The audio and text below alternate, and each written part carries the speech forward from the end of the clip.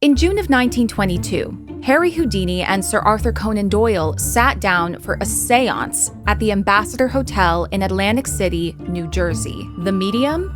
Doyle's second wife, Jean Elizabeth Lecky. The goal was to channel the spirit of Houdini's mother, Cecilia, through the use of automatic writing. If you're unfamiliar, automatic writing is the practice of producing writing without conscious control, either from the depths of one's subconscious or, in this case, by a spirit channeling through you. Doyle was a devoted spiritualist, and he would leave that séance ever more convinced of his beliefs. But Houdini wasn't sold. Months later, the former friends were embroiled in a very public falling out, one that some consider to be the first modern celebrity feud. The séance marked a turning point in Houdini's career, compelling him to launch a public, organized campaign against fake mediums and psychics. I'm Nicole Miras, and this is Fireside Fables.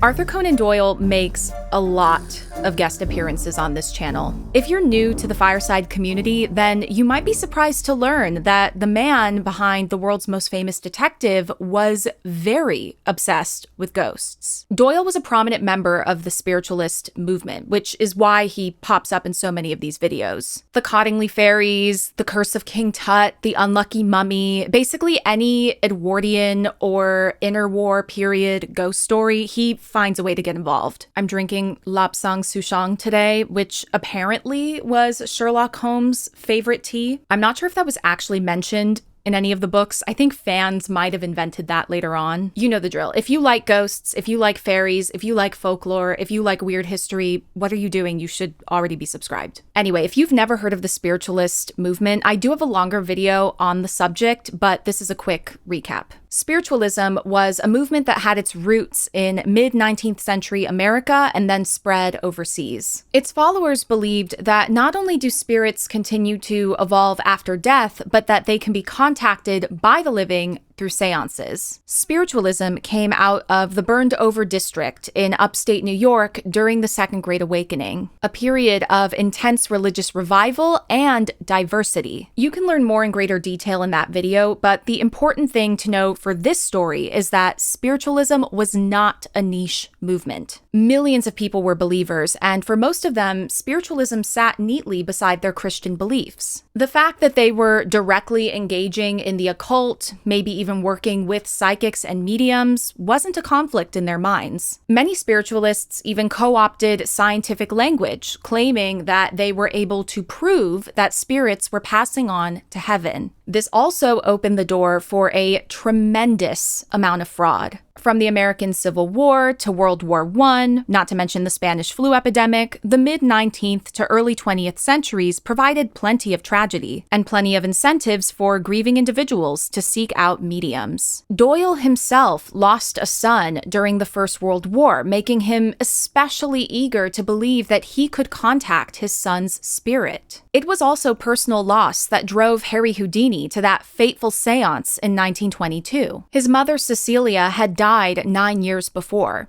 They were exceptionally close, and the loss still devastated him all those years later. Houdini was already deeply suspicious of spiritualism at this point. He was, of course, the most famous stage magician of the era, probably of all time, and in his interactions with proclaimed psychics, he recognized the sleight of hand and cold reading techniques that he himself used in his performances. To be clear, Houdini wasn't some sort of hardcore atheist. He was open to the idea of life after death. He was even open to the idea that someone who was truly gifted could be able to contact ghosts, but he had yet to see any proof. Arthur Conan Doyle was his friend. Surely this would be the right way to try a séance, and he did so desperately want to speak to his mother again. To begin the séance, Houdini, Doyle, and Lecky held hands and prayed together. Houdini later recalled, "I closed my eyes and eliminated from my mind all thoughts but those of a religious order, so that I could help as much as possible." Doyle thought the séance had gone well. He wrote, "It was a singular scene. My wife with her hand flying wildly, beating the table while she scribbled at a furious rate, I sitting by and tearing sheet after sheet from the block as it was filled up and tossing each across to Houdini, while he sat silent, looking grimmer and paler every moment. But Houdini had a very different experience. For one thing, the 15 pages of writing that Lecky produced were in English. Houdini's family was Hungarian. They immigrated to the States when he was a child. And Cecilia spoke very little English, certainly not with the kind of fluency that was conveyed in these papers. Not only that, the alleged spirit of Cecilia announced herself by drawing a cross. But Houdini, real name Eric Weiss, was Jewish. As the séance progressed, Houdini couldn't help but notice that his mother didn't share any personal details, like the fact that the séance was taking place around her birthday. Instead, the spirit spoke only in vague platitudes. Though he was disappointed, Houdini might have let it go. But that fall, Lloyd's Sunday News published a serialized version of Doyle's new book,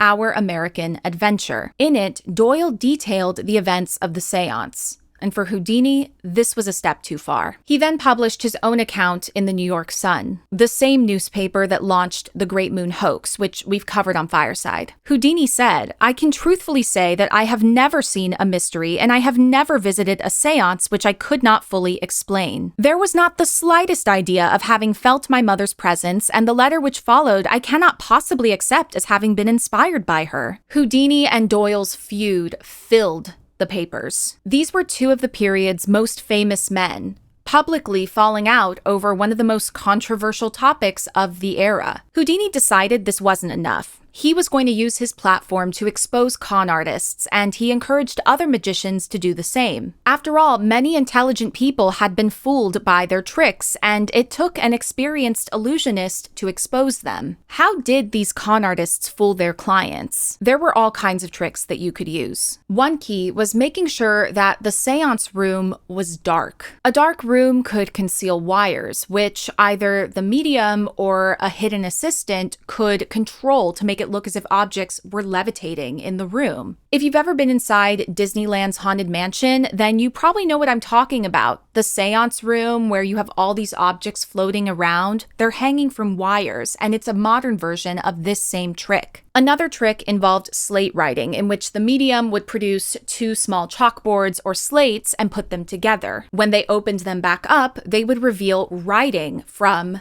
the spirit. They would either use sleight of hand to replace one of the slates with one that already had writing, or they would use slates with hidden flaps that they would then remove in order to reveal the ghostly writing. Some mediums would appear to have ectoplasm coming out of their mouths. This was accomplished with gauze or cheesecloth and a well-darkened room. Others made use of hiding assistants to touch the client to make it seem as if they had come in contact with the ghost. And if you're thinking about the stereotypical 19th, early 20th century seance room, you're probably envisioning heavy velvet curtains. Those curtains were essential for assistants to be hiding behind to help the medium. Very Wizard of Oz. The most famous medium Houdini took on was Mina Crandon, known by her nickname Marjorie. Marjorie was one of the top contenders for a prize from Scientific American, who was offering $2,500 to anyone who could prove their talent as a medium. She managed to fool their panel, which included faculty members from Harvard and MIT, as she claimed to be in communication with her dead brother. But Houdini saw past her tricks. She was never awarded the prize. And she was later exposed when a fingerprint that she claimed to belong to her dead brother was revealed to actually belong to her dentist, who was very much alive. Despite Houdini's efforts, Arthur Conan Doyle refused to say that he was wrong about spiritualism. He went so far as to claim that Houdini had real magical powers, and that's why he was so hell-bent on convincing people that spiritualism wasn't real. Meanwhile, Houdini never found the true mystical experience that he was looking for. He told his wife Bess that after he died,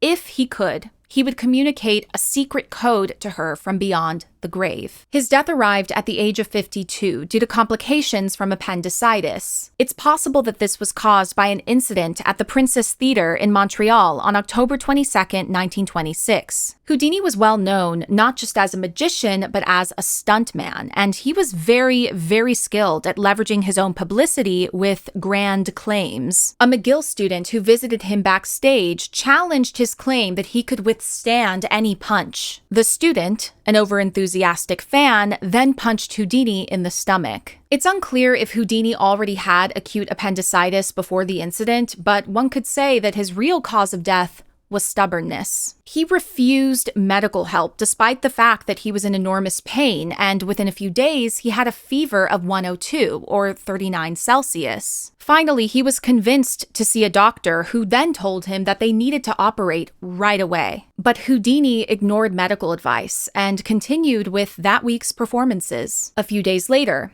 on Halloween night, he died. Arthur Conan Doyle was not ready to give up the fight. At this point, he didn't hold any malice toward Houdini. In fact, he genuinely believed Houdini had magical powers. Doyle thought that Houdini's death was influenced by the spirit world, and now, in the afterlife, Houdini would be fully convinced of spiritualism. But the public had not forgotten Houdini's feud with the spiritualist movement. Rumors grew that Houdini was assassinated by angry mediums, and in 2007, his great-nephew tried to have his body exhumed to settle the question once and for all, though this never actually took place. And as for Bess, she waited patiently for 10 years until her death in 1967, waiting for any sign from her deceased husband. But in the end, Houdini's ghost never returned. Thank you so much for watching. If you enjoyed this video, please make sure to subscribe and maybe even share it with a friend or two. Be well,